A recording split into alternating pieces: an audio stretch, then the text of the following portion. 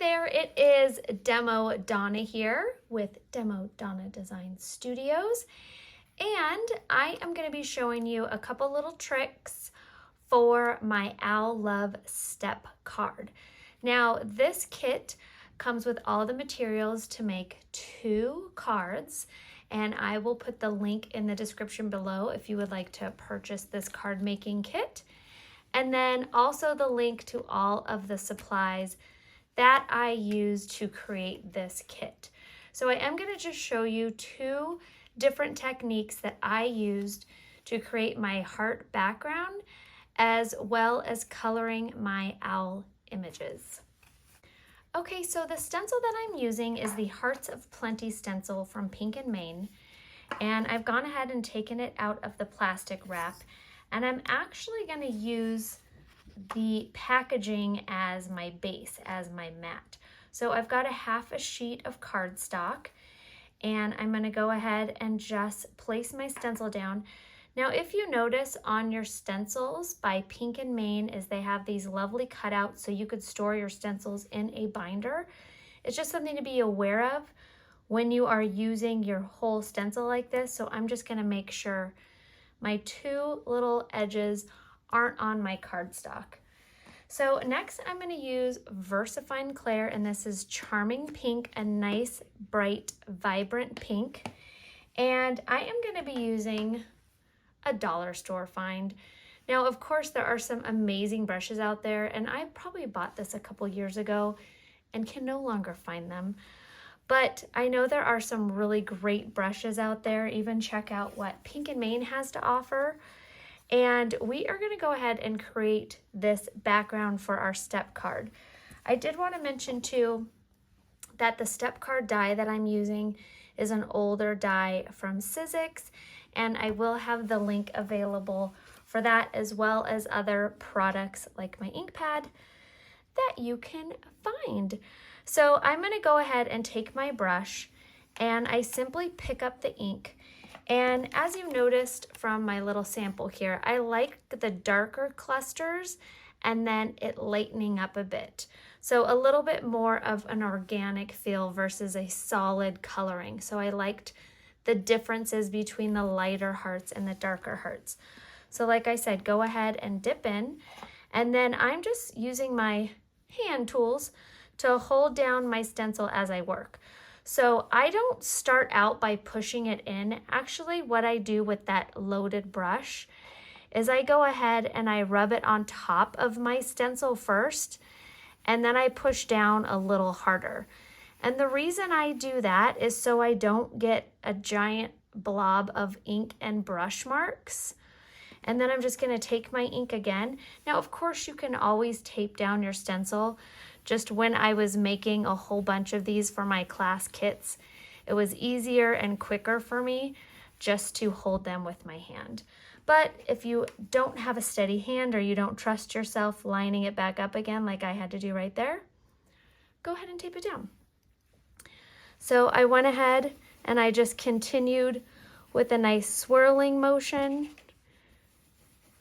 some darker areas, and then some lighter ones as well. I'm going to move my hand over here. And that is just a really simple way to use one of your background stencils.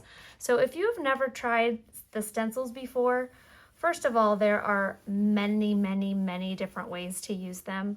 I love using them with paste. I love using them with watercolors.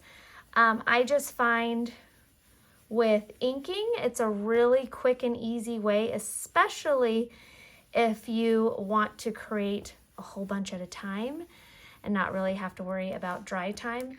That is a really quick and easy way to make a really fun background paper. Okay, now I'm going to show you a really simple way to use your Pink and Main water gems on how to color your adorable little owls. In your kit, you did receive 2 stamped out owls. Now, if you purchase the stamps and the dies, you can go ahead and stamp out as many as you want, color as many as you want, play around with different color combinations. I did for this kit, Stamp Everything with VersaFine. And the paper that I used was a 110-pound cardstock. And I pulled out 5 colors. I've got the Flamingo, Ocean, Dark Sky, Milky Way, and Latte. And then I am also using the Easy Flow water brushes.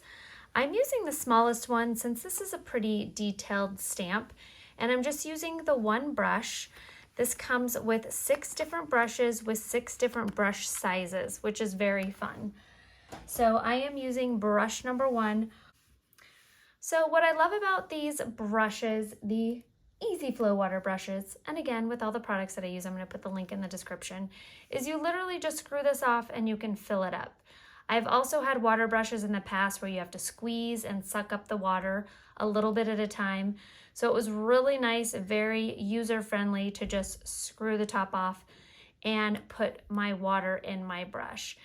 And I filled it up one time to do like all of the little samples that I did. So you get a pretty good use, and since a lot of us don't have a sink in our studio, it's nice to just have your water right at your fingertips. The other thing I like to have is you can obviously use a color palette to mix all your colors in. Since I tend to go through it pretty quickly, I usually just use a piece of plastic packaging. So these are actually, this is the package from my stamp set. I've even used the top of my my water brushes. So I've used this to mix different colors on as well, and then just wipe it with a paper towel and throw it back on.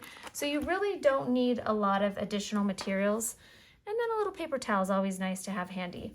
Okay, so again, if you just have your 2 stamped images and you don't have a bunch to stamp out and play around with, I definitely recommend doing a scrap piece of paper first and kind of getting a feel for the flow of the brush, the color, how rich it is. If you want things lighter, you can always add more color, but you can't take it off.